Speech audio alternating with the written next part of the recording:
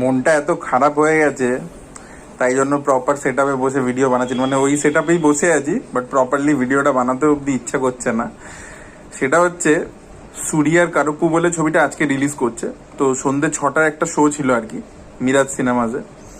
তো আমি প্ল্যান করে রেখেছিলাম যে ভাই 6টার মধ্যে মানে চলে যাব, ছবিটা দেখবো এবং কাল সকালে মাইট বি রিভিউ করে দেবো, বা রাত্রিরে যদি মানে 10টার মধ্যে চলে আসি তাহলে রিভিউ করে দেবো, সেরকমভাবেই প্ল্যানিং ছিল। এবং কালকে আপনারা জানেন অনেকগুলো রিলিজ ইত্যাদি রয়েছে, ওটিটিতেও রয়েছে, হলেও রয়েছে।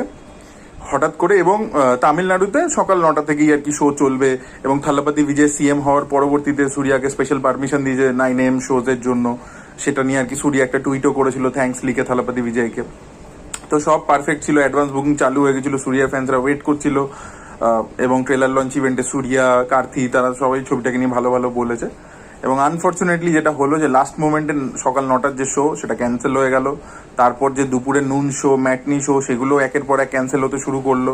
তারপর ইউএসএতে যে শো রিলিজ মানে লেগেছিল সেগুলোর অ্যাডভান্স বুকিং হয়েছিল, সেগুলো একের পর এক ক্যান্সেল হচ্ছে, টাকা রিফান্ড হতে শুরু করে দিয়েছে, সেগুলো ইনিশিয়েশন হয়ে গেছে। তো তারপরে ফাইনালি একজন ডিস্ট্রিবিউটার সে জানিয়েছে, যিনি ছবিটার সাথে যুক্ত, তিনি আর কি জানিয়েছেন যে অ্যাকচুয়ালি ফিনান্সিয়াল কিছু প্রবলেম রয়েছে, 50 কোটি টাকা একটা প্রডিউসারকে পেমেন্ট করতে হবে, তার সেই টাকা বাকি রয়েছে, এবং সেই জন্য যতক্ষণ সেই পেমেন্ট ফিনান্সিয়াল ইস্যু সে ক্লিয়ার করতে পারছে না, ফিনান্সিয়াল প্রবলেমস, ততক্ষণ তার ছবিটা রিলিজ করতে পারবে না। তো এটা তো সূর্যার হোম প্রোডাকশন, তাদের কাজিন ব্রাদারদেরই, ড্রিম ওয়ারিয়ার পিকচার্স, যারা একসময় ক্যাদি প্রডিউস করেছে, মানাগারম করেনি, ভুল বলছি, ক্যাদি করেছিল, সূর্যার অন্য ছবিও করেছে টরেছে। তো এদের মেনলি এরা ক্যাদি 2 করতে পারছিল না, আপনাদেরকে বলেছিলাম এদের কিছু ফিনান্সিয়াল প্রবলেমস চলছিল। সেই জন্য লোকেশ কানাগড়ার যে ফিস চেয়েছিল, হিউজ একটা ফিস, সেটাও তারা দিতে পারছিল না, এবং ছবিটার বাজেটও বেড়ে গেছিল, সেই কারণে করতে পারছিল না। তো এইগুলো আপনাদেরকে আগেই আপডেট দিয়েছিলাম। তো এখন আর কি সেইটার এফেক্ট এই ছবিটার উপর পড়ছে আর কি। কারুপ্পুর 50 কোটি টাকা নাকি বাকি রয়েছে।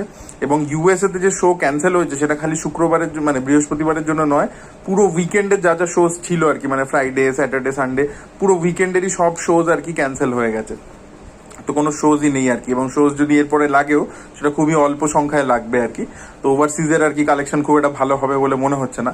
আর তামিলনাড়ুর মধ্যেও আর কি সকাল 9টার উইন্ডোটা মিস করে গেছে, দুপুর ম্যাটনি মানে নুন ম্যাটনি সব মিস করে গেছে। এবার দেখা যাচ্ছে সন্ধ্যাবেলায় রিলিজ করতে পারে, এরকম একটা পসিবিলিটি দেখা যাচ্ছে। বা দেখা যাক যদি ইস্যু রিজলভ হয় তাহলে আজকে রিলিজ হবে, আর যদি ইস্যু রিজলভ না হয় তাহলে কালকে রিলিজ হতে পারে, বা আবার হয়তো যতক্ষণ মানে ফিনান্সিয়াল ইস্যুটা যতক্ষণ রিজলভ হচ্ছে না ততক্ষণ ছবিটা রিলিজ করবে না বেসিক্যালি। তো সেইটা দেখা যাক এবার কবে হয়। একই ছবি মাল্টিপল টাইম ডিলে হয়েছে, পোস্টপন্ড হয়েছে, ঠিক আছে। এই রিলিজ ডেটটাও যে জানিয়েছে একদম খুব লাস্ট মোমেন্টে। এবং তারপরে পলিটিক্স নিয়ে, তামিলনাড়ুর পলিটিক্স নিয়ে প্রচুর কথাবার্তা চলছিল, সিনেমা নিয়ে লোকে ইন্টারেস্টেড ছিল না। তারপরে আর কি হঠাৎ করে যেদিনকে বিজয় সিএম হলো আগের রবিবার দিনকে, সেদিনকেই আর কি এরা ট্রেলার ড্রপ করলো। তো এবার সূর্যা ফ্যান্সরা অপেক্ষা করেছিল যে এত বছর ধরে সূর্যার কোনো হিট নেই, প্রায় 12 বছর ধরে, তো সেই অপেক্ষা করছিল। এবং আমারও দেখুন, আমি সব হিরোদেরই ছবি দেখতে পছন্দ করি, তো আমিও দেখছিলাম যে কি হয় আর কি ছবিটা। একটা ওয়ান টাইম গুড ওয়াচ যদি ছবিটা হয়, একটা কমার্শিয়াল এন্টারটেইনার হয়। খুব একটা বেশি এক্সপেকটেশন আমার ছিল না ছবিটার থেকে, কিন্তু সব প্ল্যানিং প্রোগ্রামিং করে রাখলাম, তবে দেখছি হঠাৎ করে যে শোজই ক্যান্সেল হয়ে যাচ্ছে। এবং আরও একটা জিনিস আমি এটার মাধ্যমে অ্যাড্রেস করতে চাই, ছবি এখনো রিলিজই করেনি, ছবির শো ক্যান্সেল হয়ে যাচ্ছে। আপনারা ইউটিউবে সার্চ করুন কারুপ্পু মুভি রিভিউ বলে, কিছু হিন্দু ইউটিউবার আছে আমি দেখলাম, তাদেরকে চিনিও না, জীবনে তাদের ভিডিও দেখিনি, তারা দেখি কারুপ্পুর মুভি রিভিউ করে বসে আছে। ভাই দেখলি কোথা থেকে, ছবিটা রিলিজই করেনি, ছবিটার শো ক্যান্সেল হয়ে যাচ্ছে, ভাই রিভিউ করলি কোথা থেকে? মানে কিরকম লেভেল, এবং তাদের প্রচুর সাবস্ক্রাইবার আছে, তাদের ভিউজ ভালো পড়ে। মানে আমি দেখলাম চ্যানেলটা ঢুকে দেখলাম তারা সব রিভিউ অলরেডি করে দিয়েছে, ভাই কোথা থেকে? এবং আরো একটা মজার জিনিস দেখলাম যে তামিলের ইটসেলফ কিছু চ্যানেলস রয়েছে, ইউটিউব চ্যানেলস, তারা পাবলিক রিয়াকশনও পোস্ট করে দিয়েছে। মানে অন্য সিনেমার পাবলিক রিয়াকশন আগে হয়তো নিয়েছিল বা অন্য কিছু, সেগুলোকে জুড়ে জুড়ে সেটা দিয়ে চালিয়ে দিয়েছে। ভাই শোজ ক্যান্সেল হয়ে গেছে, শোই চলেনি এখনো, ছবি রিলিজই করেনি, পাবলিক রিয়াকশন নিয়ে বা কোথা থেকে এলো, আর মুভি রিভিউ বা কোথা থেকে এলো? তো এই ধরনের জাস্ট ভাবুন ইউটিউবে কি লেভেলে ফ্রড হয় আর কি, ঠিক আছে। এগুলো নিয়ে হিন্দির যে ফ্রডগুলো হয় সেগুলো নিয়ে ভুরানি অনেকবার কথাবার্তা বলেছে, যেরকম মুভি রিলিজ করার আগেই তার রিভিউ চলে আসছে, এই ধরনের জিনিসপত্র হয়েছে। যাই হোক, তো এটা একটা বিষয় আমি অ্যাড্রেস করতে চাইছিলাম, ভাবলাম আপনাদেরকে জানাই, আপনারা সার্চ করে দেখবেন অবশ্যই সেটাও। আর সূর্যার জন্য খারাপ লাগছে আর কি এই ছবিটা। এবং ছবিটা দেখবেন প্রমোশনের সময় সূর্যা বেশি প্রমোশনও করেনি ছবিটার ক্ষেত্রে, ইন্টারভিউ ইত্যাদি কিছু দেয়নি।